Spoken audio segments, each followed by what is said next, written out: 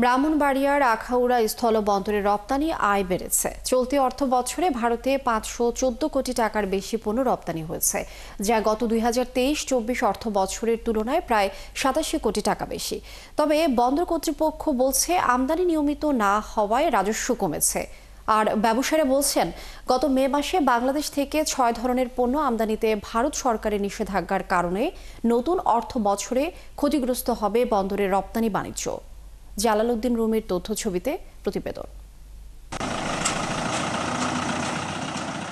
শতভাগ রপ্তানিমুখী ব্রাহ্মণবাড়িয়ার আখাউড়া স্থলবন্দর দিয়ে প্রতিদিন হিমায়িত মাছ, ভোজ্য তেল, সিমেন্ট, পাথর, শুটকি মাছ সহ 10 থেকে 12 ধরনের পণ্য রপ্তানি হয় ভারতে। 2024-25 অর্থ বছরে রপ্তানি হয়েছে 514 কোটি 34 লাখ টাকার পণ্য। এর তালিকায় ছিল হিমায়িত মাছ, সিমেন্ট, প্লাস্টিক, প্রক্রিয়াজাত খাবার, ভোজ্য তেল, তুলা, আটা ও ময়দা সহ বিভিন্ন পণ্য। এর মধ্যে সবচেয়ে বেশি রপ্তানি হয়েছে হিমায়িত মাছ, প্লাস্টিক ও প্রক্রিয়াজাত খাবার। বন্দরের ব্যবসায়ীরা জানান, মে মাসে ত্রিপুরা, আসাম, মিজোরাম ও মেঘালয়ের স্থলবন্দর দিয়ে তৈরি পোশাক, প্রক্রিয়াজাত খাবার, জুস, তুলা, প্লাস্টিক, পিভিসি সামগ্রী ও কাঠের ফার্নিচার আমদানিতে নিষেধাজ্ঞা দেয় ভারত সরকার। নিষেধাজ্ঞার কারণে নতুন করে 25-26 অর্থ বছরে রপ্তানি বাণিজ্য ক্ষতিগ্রস্ত হবে অন্তত 40 থেকে 50%। মে মাসের পর থেকে ভারত সরকার কর্তৃক যে অনেকগুলা বিধি নিষেধ দিছে, এই বিধি নিষেধের আওতায় আমাদের অনেকগুলা পণ্য রপ্তানি হয় না। 23-24 অর্থ বছরে আমরা যে পরিমাণ পণ্য রপ্তানি করেছিলাম, বর্তমানে তার অনেকটা কমে গেছে, বা 40 থেকে 50% কমে গেছে। নতুন করে বাজার খোঁজার চেষ্টা করতেছি। তারপর আমরা বলছিলাম আগে যেন আমাদের রাষ্ট্রীয় পর্যায়ে এই বিষয়ে আলাপ আলোচনা করে আমাদের বিষয়টাকে উন্মুক্ত করা হয়। পরিসংখ্যান বলছে, 2023-24 অর্থ বছরে ভারতে রপ্তানির পরিমাণ ছিল 427 কোটি 88 লাখ 72 হাজার 430 টাকা, যা 2024-25 অর্থ বছরে বেড়ে দাঁড়িয়েছে 514 কোটি 34 লাখ 24 হাজার 59 টাকা। এই পরিস্থিতিতে বন্দরের রাজস্ব কর্মকর্তারা পরামর্শ দিচ্ছেন রপ্তানি বাণিজ্য বাড়াতে নিষেধাজ্ঞার বাইরে থাকা নতুন পণ্যের বাজার খোঁজার।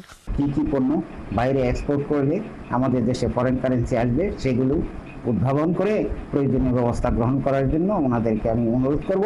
তবে দুই দেশে কূটনৈতিক পর্যায়ে আলোচনার মাধ্যমে সমস্যার সমাধান সম্ভব বলে আশাবাদী জেলা প্রশাসক। বিশেষ করে ভারতের এই অংশটুকু একটু পিছিয়ে পড়া রাজ্যগুলো রয়েছে, এদিকে আমাদের একটা অফুরন্ত সম্ভাবনা রয়েছে। তো আমরা এই দিকের চাহিদা অনুসারে সার্ভে করে আমরা যদি আগাতে পারি, আসলে এই অংশটুকুতে আমরা সেই পরিমাণ রপ্তানি করতে পারবো বলে আশা করি আর কি। আখাউড়া স্থলবন্দর দিয়ে ভারতের সাথে আমদানি রপ্তানি চলছে 1994 সাল থেকে। শাকিলা শম্পা, 71। এ নিয়ে আরও খবর জানাতে আমাদের সাথে যুক্ত হচ্ছেন সহকর্মী জালালউদ্দিন রুমি। রুমি, নতুন পণ্যের বাজার খোঁজার পরামর্শ কিভাবে দেখছেন ব্যবসায়ীরা, আর এ নিয়ে তাদের বক্তব্য কি? দেখুন, আপনি জানেন যে ব্রাহ্মণবাড়িয়া যে আখাউড়া বন্দরটি রয়েছে, এটি পূর্বাঞ্চলের একটি গুরুত্বপূর্ণ বন্দর। এটি রপ্তানিমুখী এই বন্দর দিয়ে প্রতিদিন কিন্তু হিমায়িত মাছ, ভোজ্য তেল, সিমেন্ট, পাথর সহ 10-12 ধরনের পণ্য ভারতে রপ্তানি হয়।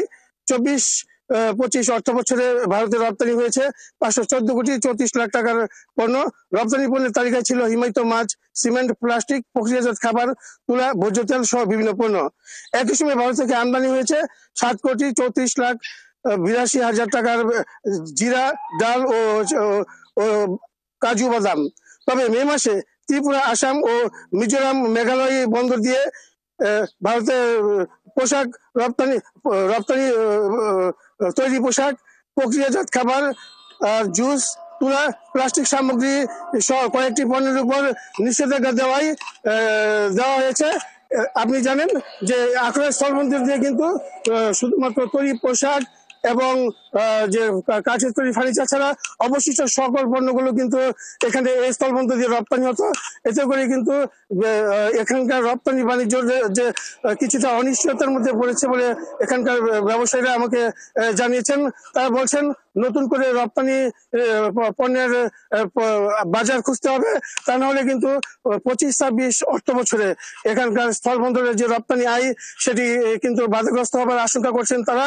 তবে বন্দর সংশ্লিষ্টরা আমাকে বলেছেন যে নতুন পরিস্থিতি কাটিয়ে উঠতে কিন্তু নতুন পণ্যের বাজার খুঁজতে হবে। আমি এ বিষয়ে কথা বলেছিলাম ব্রাহ্মণবাড়িয়া জেলা প্রশাসক জালালউদ্দিন রুমি, অনেক ধন্যবাদ আপনাকে। দর্শক, ব্রাহ্মণবাড়িয়া আখাউড়া স্থল বন্দরে রপ্তানি আয় বেড়েছে, এই বিষয়ে আমরা বিস্তারিত জানছিলাম সহকর্মী জালালউদ্দিন রুমির কাছ থেকে।